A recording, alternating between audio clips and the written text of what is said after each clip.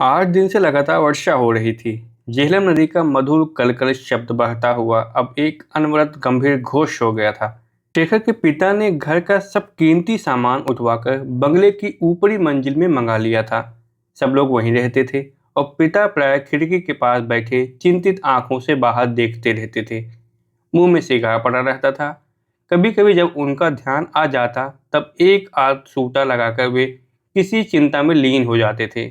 बंगला नदी के किनारे एक बाग के बीचों बीच में था, जो कि चारों ओर 10 फीट ऊंची मिट्टी की भीत से घिरा हुआ था।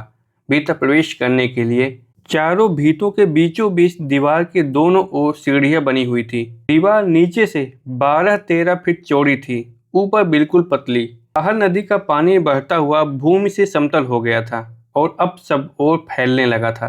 धीरे धीरे दीवार के भीतर की भूमि से ऊंचा बढ़ता जा रहा था। भीतर बंगले में फूलों को लांघते हुए मानो स्वच्छंदता से उन्मुक्त उत्क्रुद्ध पानी का घोष साफ सुन पड़ रहा था। बंगले के भीतर एक खींची हुई प्रतीक्षा थी। शिखर स्थिर दृष्टि से पिता की ओर देखता हुआ सोच रहा था कि वे क्यों इतने स्थिर, पलकहीन, चिंतित दृष्टि से नदी वाली दीवार की ओर देख रहे हैं, और समझ नहीं रहा था। न उसे यही समझ आ रहा था कि माँ क्यों आंसू भरी आंखों से कभी उसकी ओर, कभी उसके भाइयों की ओर, कभी सरस्वती की ओर देख रही है। लेकिन कुछ न कुछ समझते हुए भी वह विद्युतमय वातावरण मानो उसे भी लील गया था। वह भी किसी अकथ आकारहीन चिंता से सबकी ओर देख रहा था। एकाएक उसने देखा उसकी बहन के मुख पर किसी भीतरी क्रिया की छाया स्पष्ट भासित होती थी। वह धीरे धीरे सड़क के उसके पास पहुंचा और दबे स्वर में बोला, क्या है? सरस्वती ने उसे उंगली के साथ आने का इशारा किया और दबे पांव सीढ़ियों की ओर बढ़ी। दोनों चुपचाप नीचे उतर गए। किसी ने उसे देखा नहीं। नीचे पहुंचते ही शेखर ने पूछा, क्या है? सरस्वती ने तीखे स्वर में कहा, चूहों के बिलें।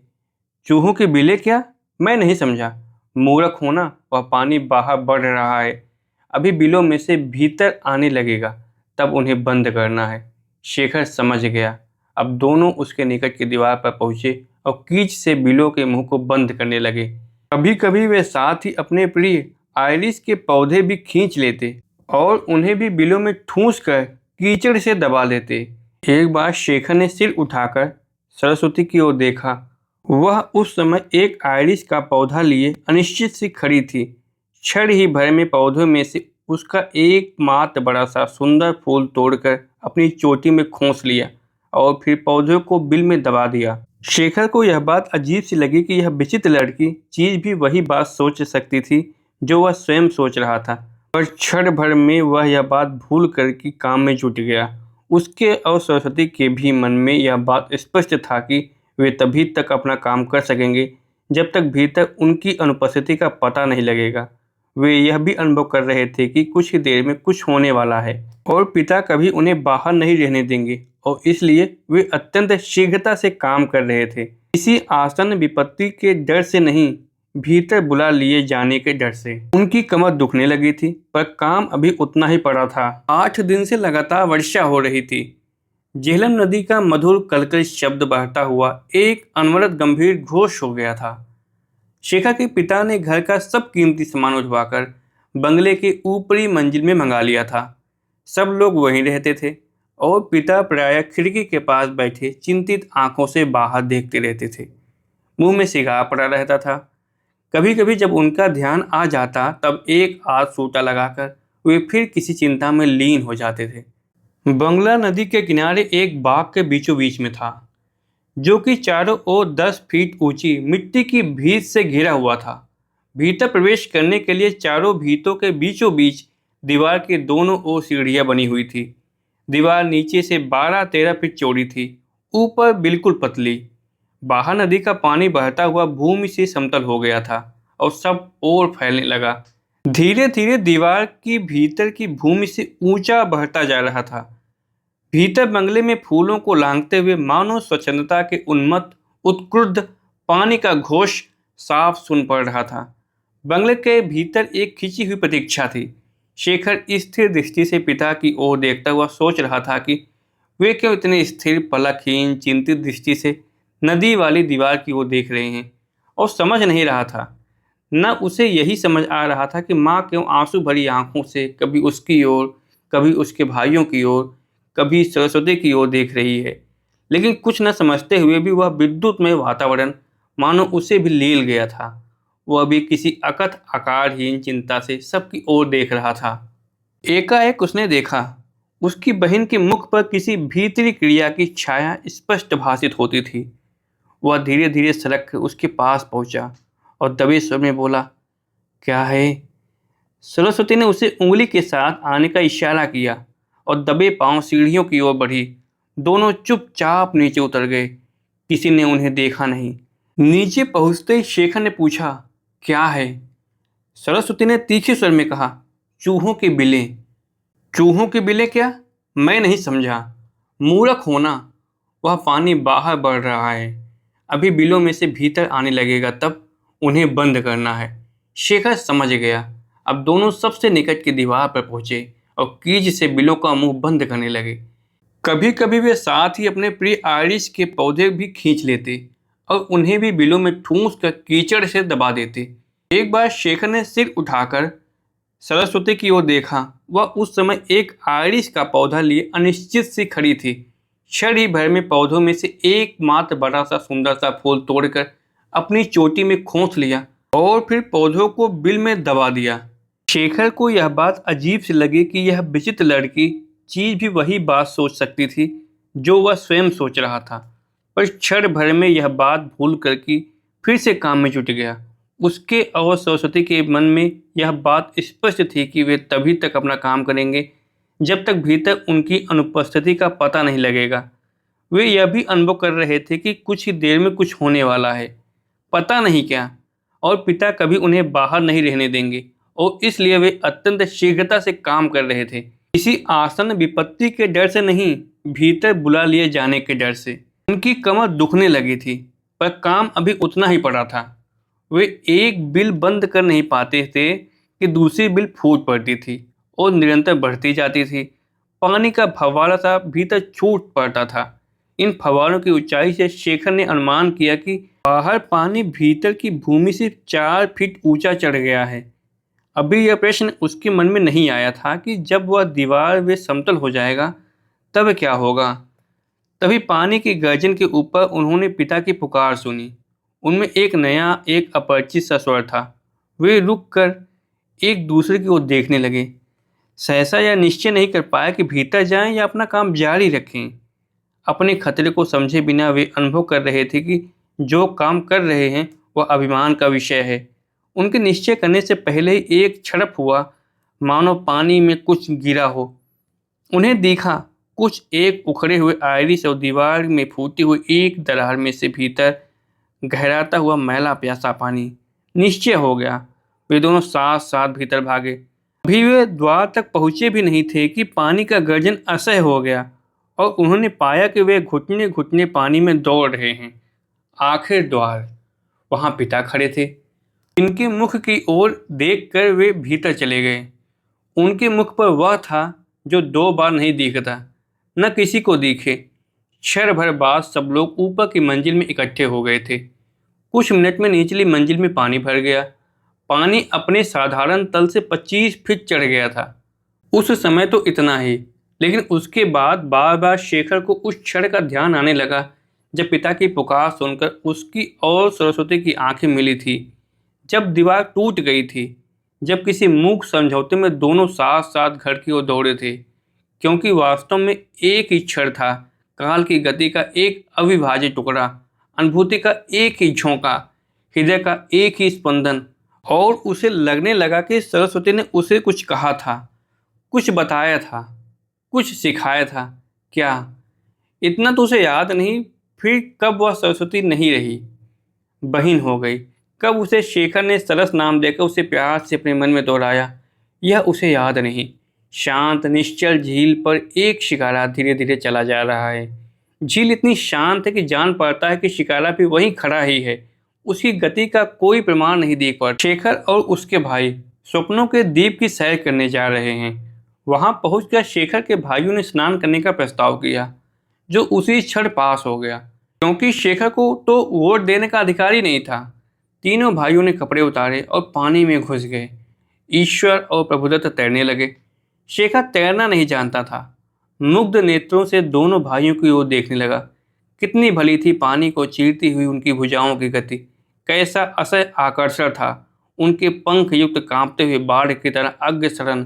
शेखर की मुग्धता उस दर्जे तक पहुंच गई जब उसकी क्रियाओं पर भी उसका नियंत्रण हट गया।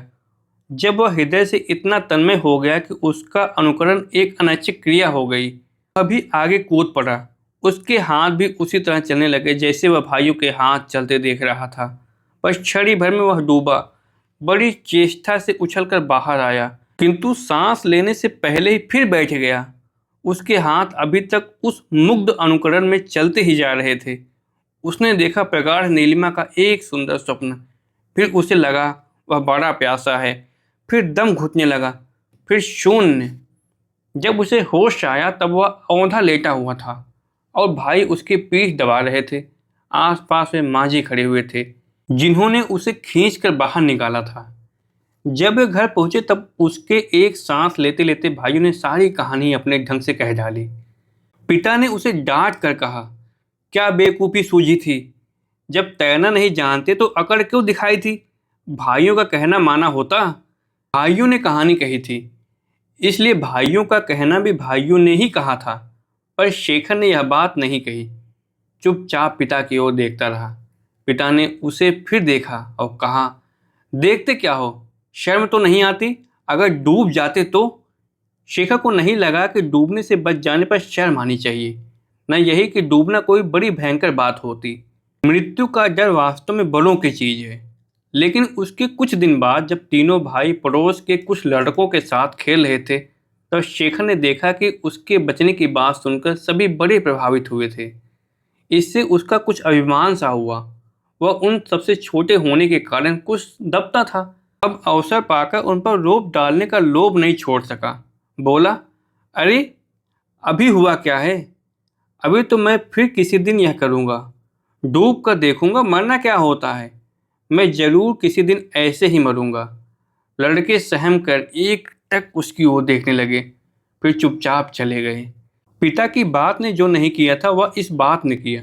शेखर गंभीर होकर सोचने लगा, क्या सचमुच मृत्यु डरने की चीज है।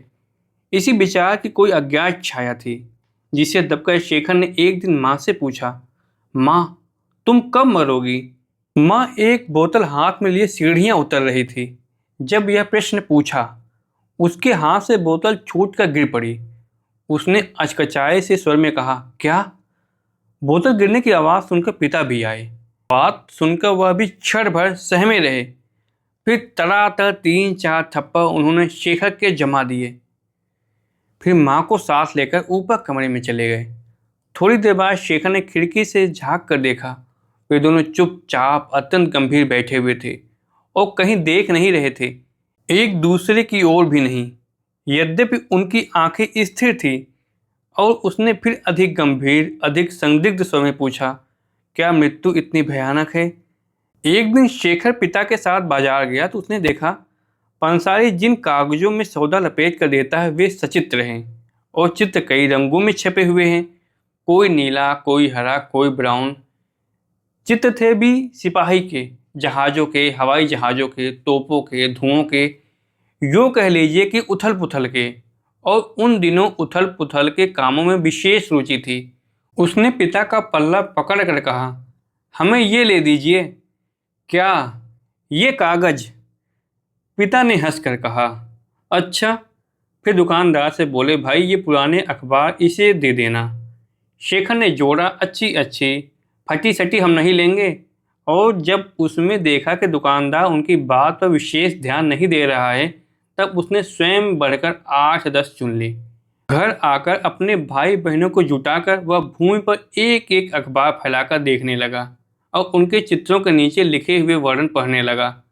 उसमें लिखा था, जैसे मैं हमारी जीत, शत्रु के असंख्य सैनिक मारे गए, हम आगे बढ़ते जा रहे हैं, हमारे हवाई जहाज पर गोले बरसा रहे हैं। शेखर ने पूछा, हम कौन हैं। ईश्वर दत्त ने बोला, अंग्रेज जो जर्मन से लड़ रहे हैं।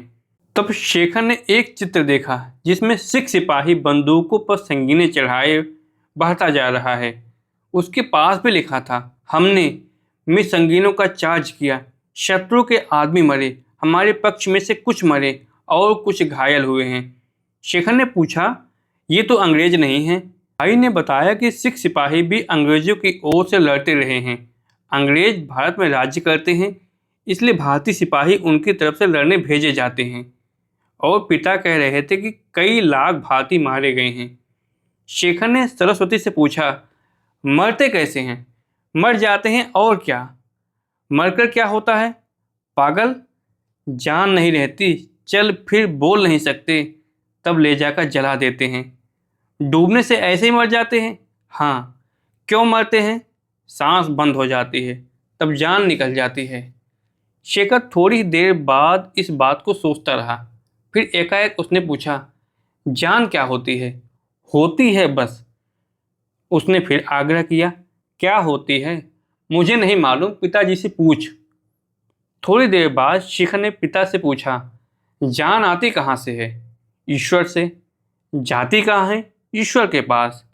ईश्वर ले जाता है? हाँ।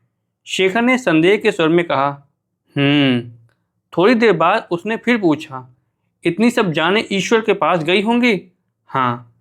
जर्मनों की भी? हाँ। सब कुछ ईश्वर करता है? हाँ। तब लड़ाई भी ईश्वर ने कराई होगी? हाँ। तब कहकर शेखर रुक गया। उसे याद आया कि उसने अखबार में ही पढ़ा था कि जर्मन लोग बड़े क्रूर होते हैं, कैदियों को पीटते हैं, भूखा मारते हैं, औरतों को कोड़े लगाते हैं, सड़कों पर घसीटते हैं इत्यादि। क्या यह सब भी ईश्वर के करने से ही होता है? आज की वीडियो में बस इतना ही। मिलते हैं कल इसके अगले भाग की तरफ। हमारे साथ इस सफ़र में बने रहने के लिए आप सभी का बहुत बहुत शुक्रिया।